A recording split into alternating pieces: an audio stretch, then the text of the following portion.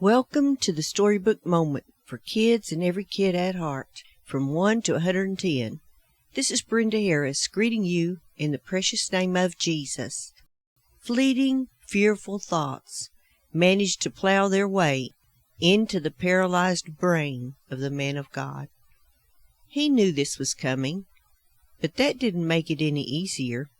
He had been unjustly accused and sentenced to death simply for praying to the Almighty Jehovah God, the only true God. Daniel's powerful enemies wanted to get rid of Daniel. Since Daniel was squeaky clean, his religion offered the only way to come against him. That worked, or so it seemed. As punishment for praying, Daniel was being thrown into a den of lions. Daniel's enemies had plotted and schemed to remove Daniel from power because Daniel was the friend of the king. Have you ever heard of palace intrigue? Daniel had great influence with the king.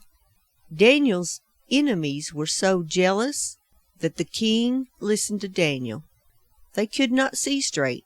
That's obvious, for they didn't recognize and understand that when they were preparing destruction for Daniel, they had prepared their own destruction.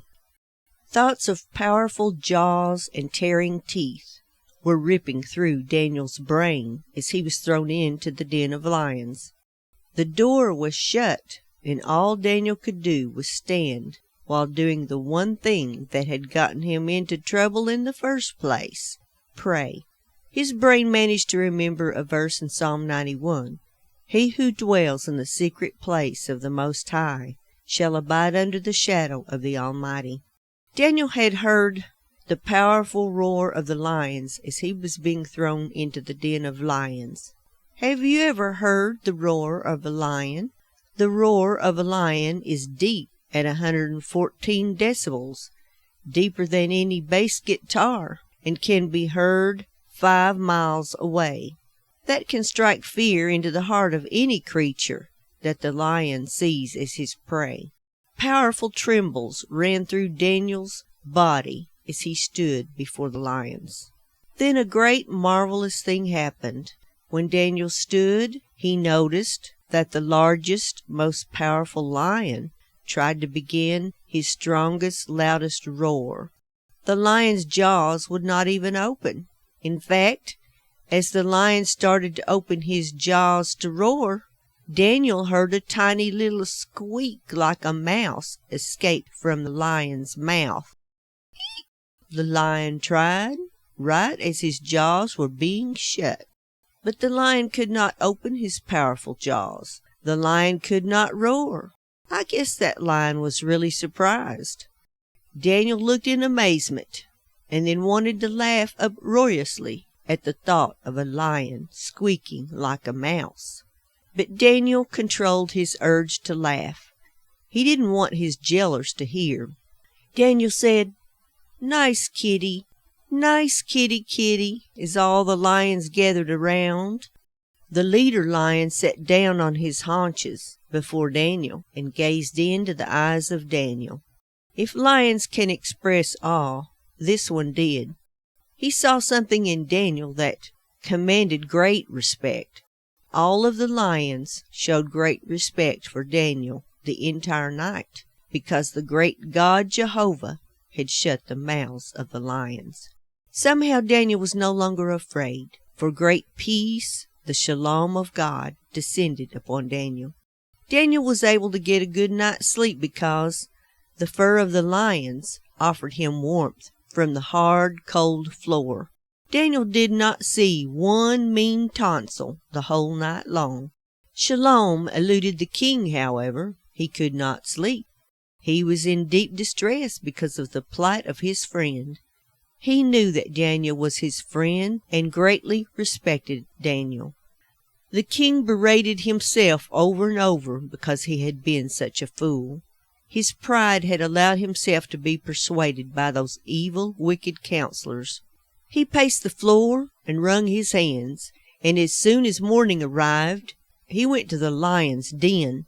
He cried, "O Daniel, has your God saved you? When Daniel answered, "Yes, O king," fear seized all of Daniel's enemies.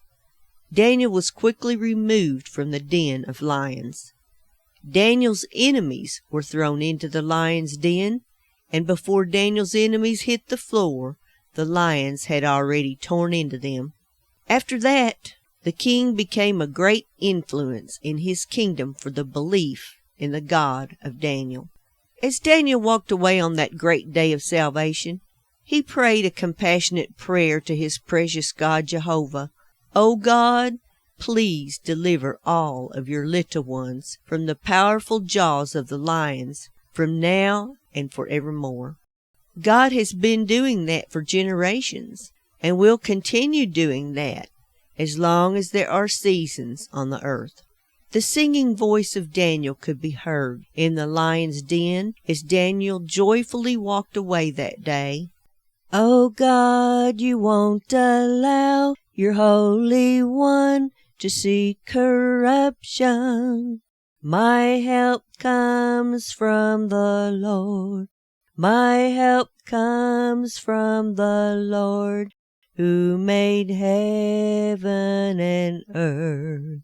He won't suffer my foot to be moved.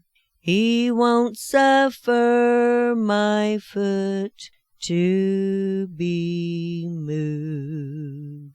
I doubt that his voice could be heard 5 miles away on earth, but I do know that his voice could be heard all the way to heaven, because God delighted in every word. Precious little ones, have you ever been in a lion's den created by the enemy? Are you in one now? All you have to do is stand and pray and see the salvation of the Lord. For the God of Daniel is still alive and well. He will not allow his Holy One to see corruption. And now, this concludes the Storybook Moment. May you have all the joy and peace that God can give.